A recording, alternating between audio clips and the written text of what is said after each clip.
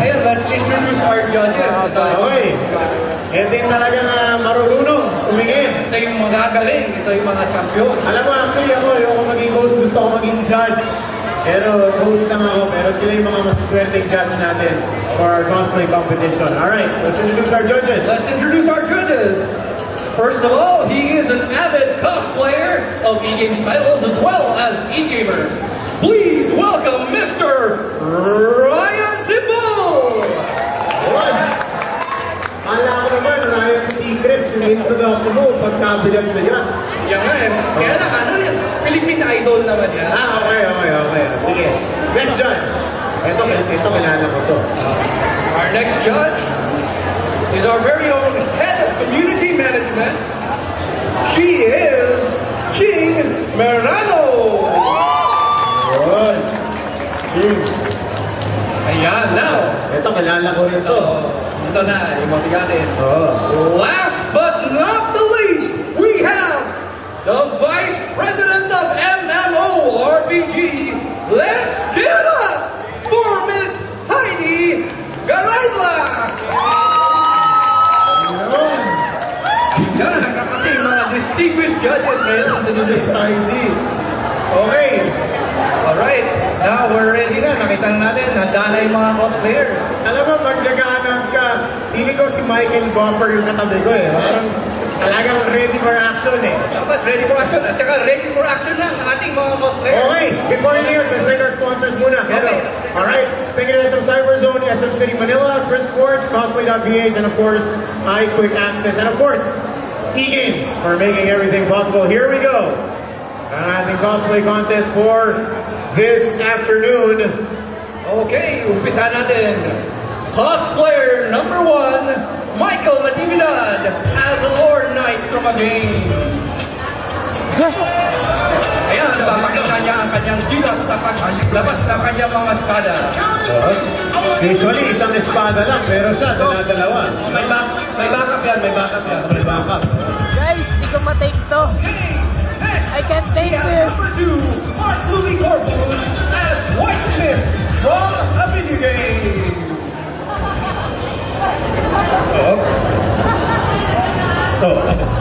Medyo Guys, hindi ko matake to eh. Pasensyahan na ako.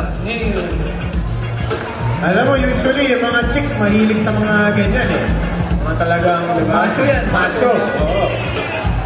Okay. Number 3, we have Patrick Regalado as the Simpson Cross from another video game.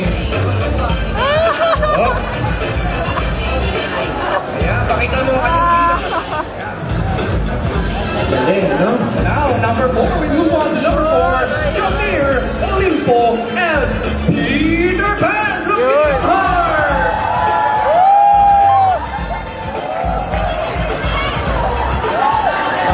May pag-liters ka pa, ano? Yan nga eh. Okay, Okay, ngayon.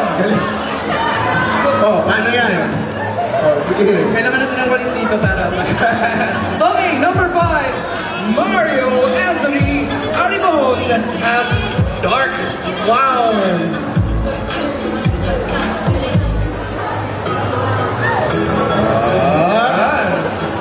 Yan yung katapat ni Ronald McDonald. Saka yung posing niya talagang... Yan nga eh. Diba? Game face dapat, no? Okay.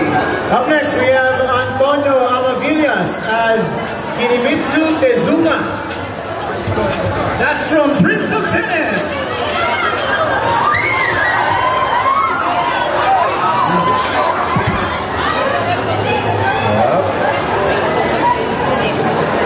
Okay. Pwede pang Wimbledon ito. Alright, up next, we have Ina Escorge as Azumi Sawatari from He Is My Master. Gusto ko maging master niya. Wow! Grabe, no? Kaya nakakitang ganyan wawak ng tongs. Kakaiba. Okay. Sorry, medyo nawala ako sa kanyang outfit, no? Okay. Up next, we have well done. Witchblade, that's Witchblade from, of course, Witchblade. Oh, yes. Ayan. Free fashion natin. Witchblade.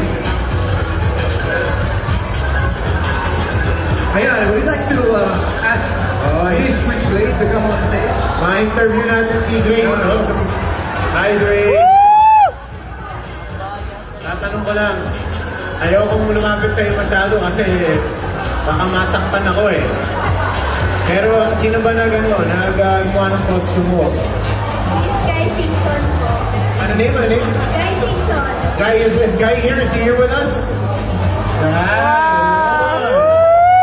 katagal ba ginagawa yung isang ganyan? Costume? 3 days. 3 days. Ang galing naman. Araw lang. Tapos ano yan? Nagpa-practice ka ba sa mirror? Yung mga movies mo? Pwede naman para yung character na pag nagtago. Ayun. Appear. Okay. Wow, nagagaling naman ang mga costumes nila. Nakakaiba. Ito, malaki ito. Alright.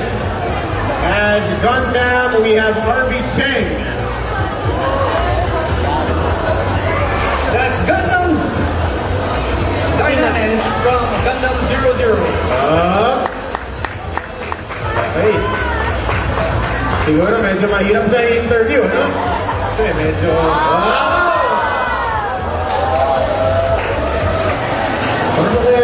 Paano kaya pinapasok ng guard? No? Ano pinapasok ng guard ito? Nakakasalita ka? Kaya naman daw. Ayan. Ano namang, bakit mo naman napiling mag-cosplay ng Gundam? Di ba mahirap sa coding niya, cosplay niya?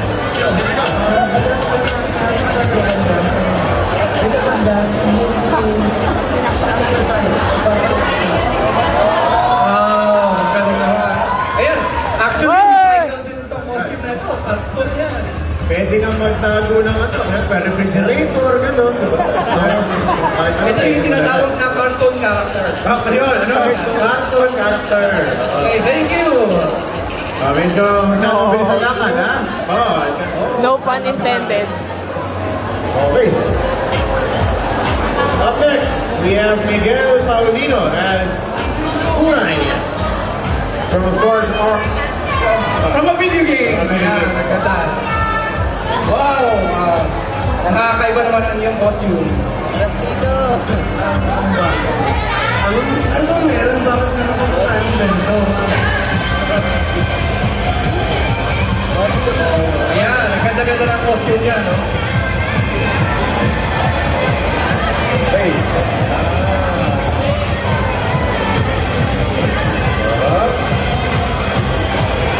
Iba na lang natin pag malaking espada, no? Pwede din siyang pangkalo. Nagkanin sa akin. Hindi ko na rin yung dulo. Pwede siyang pambukas ng tanong. Okay, kayo, let's move on to cosplayer number 11, Omar Apidani as Maxine from Maxine! Ayan, nagbubulit tayo niya.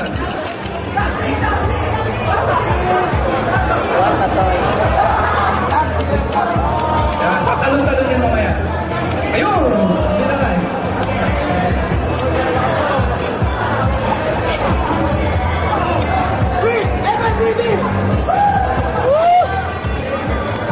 Ano na, Mike?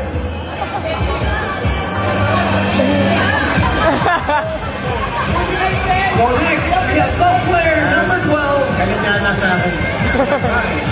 Cosplayer number 12. And Yuna from Final Fantasy. Ayan, ito yung fantasy ako. Nakaka-fantasy talaga. Ayan.